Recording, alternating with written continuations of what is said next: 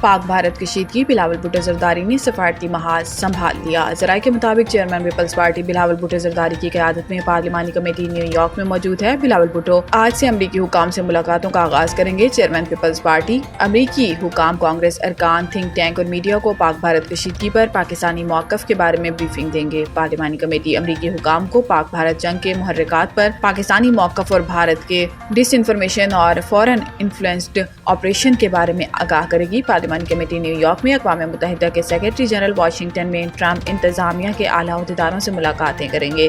Committee امریکی حکام کو سنتاس معاہدے کی معطلی کے سلامتی پر اثرات سے آگاہ کرے گی۔ ذرائع کے مطابق پارلیمانی کمیٹی 9 جون تک امریکہ میں قیام کرے گی۔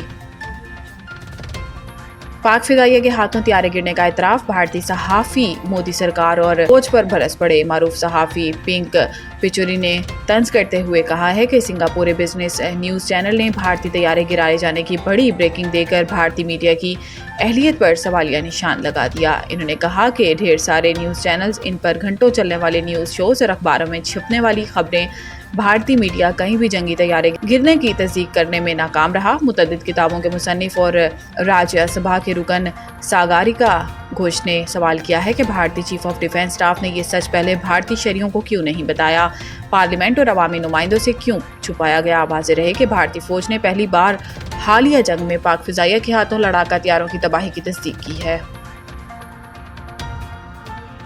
وزیر اعلیٰ پنجاب کے ارکان صوبائی اسمبلی سے ملاقات، اہم احکامات جاری۔ ارکان اسمبلی نے صوبے میں جاری ترقیاتی اور فلاحی منصوبوں کو سراہا۔ مریم نواز نے کہا کہ مل کر پنجاب کو ایک ماڈل صوبہ بنانا ہے، عوام کی خدمت ہی ہمارا مشن ہے۔ نوجوانوں کی تعلیم اور مالی خود مختاری میری ترجیحات میں سر فہرست ہے۔ ان کا کہنا تھا کہ ترقی کے ثمرات صوبے کے ہر حصے تک پہنچانا چاہتے ہیں۔ نعیم اختر خان بھابھا نے کہا ہے کہ ملتان بہاڑی روڈ کی تعمیر اور توسیع پروجیکٹ شروع کرنے پر وزیر اعلیٰ مریم نواز شریف کا شکریہ ادا کیا۔ وزیر اعلیٰ پنجاب مریم نواز نے نعیم خان بھابھا کی درخواست پر بہاڑی گرلز کالج میں کلاسز شروع کرنے کا حکم دیا۔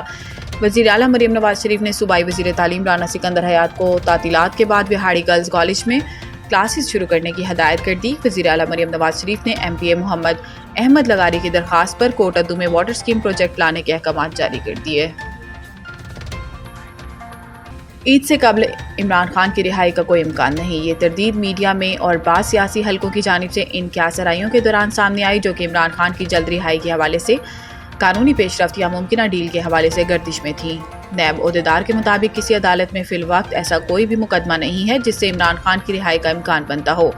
نیب کے ایک ذریعے نے تصدیق کی ہے کہ ابھی تک نیب کو کسی ایسے معاملے میں کوئی نوٹس موصول نہیں ہوا جو عید سے پہلے ان کی ضمانت یا رہائی کا سبب بنے۔